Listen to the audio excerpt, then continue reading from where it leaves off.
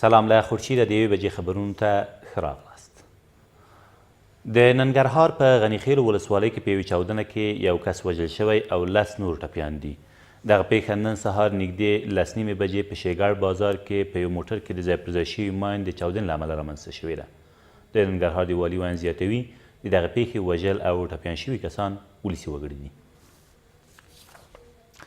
ولسمشرۍ ماڼۍ د وال سټریټ ژورنال د راپور په غبرګون کې ویلي چې افغان حکومت د راتلونکي کال د ولسمشریزو ټاکنو ترسره کېدو ته ژمن دی. وال سټریټ ژورنال په خپل تازه راپور کې د امریکایي چارواکو له قوله لیکلي د ډونالډ ټرمپ اداره هڅې کوي چې د افغانستان د ولسمشرۍ راتلونکي ټاکنې وځنډوي.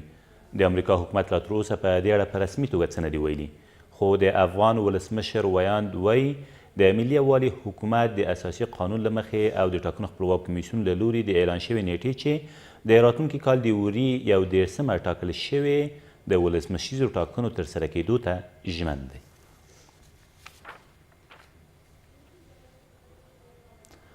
د افغانستان د سولې لپاره د امریکا ځانګړی استازی وایي واشنګټن ژمن دی چې د سولې خبرې د افغانانو په مالکیت او مشرۍ ترسره شي. زلمی خلیلزاد تېره ورځ د ملي یووالي حکومت له اجرایي رئیس سره په کتنه کې همداراز د خپل دورهیي سفر په اړه ښاغلي عبدالله ته معلومات ورکړل. عبدالله هم د سولې په بهیر کې د خلکو او د سیاسي ډلو پر شتون ټینګار وکړ. پاکستان 2 نور طالب چارواکي له بنده خوشي کړل. د اسوسییټډ پریس د راپور له مخې د طالبان د حکومت پر مهال د افغانستان بانک مشر عبدالصمد ثاني او یو بل طالب قمندان چې صلاح الدین نومیږي تېره ورځ د پاکستان له بنده خوشي شوي دي. ویل کېږي د عبدالصمد ثاني نوم د امریکا د ترهګرو په تور لیست کې هم شامل و. طالبانو لا تر اوسه په دې اړه څه نه دي ویلي.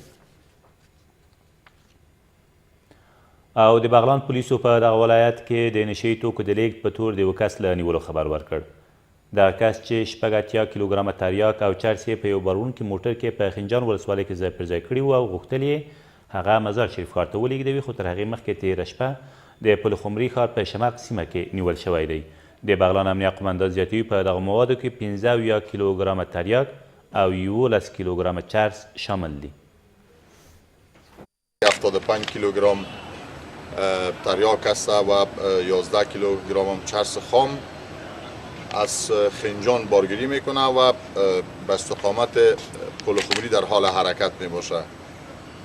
در سایه شمرق ساعت 11:30 به شب گذشته شبی که شد توسط کارمندان مدیریت مواد مخدر که اطلاع قبلی وجود داشت توقف داده میشه و یک نفرم در رابطه موضوع که دریورش هست عبدالغفور نام فقط تنها خودش بوده امروزی گرفتار میشه. دا تر دې مهاله وروستي خبرونه تر بیا مو الله مل.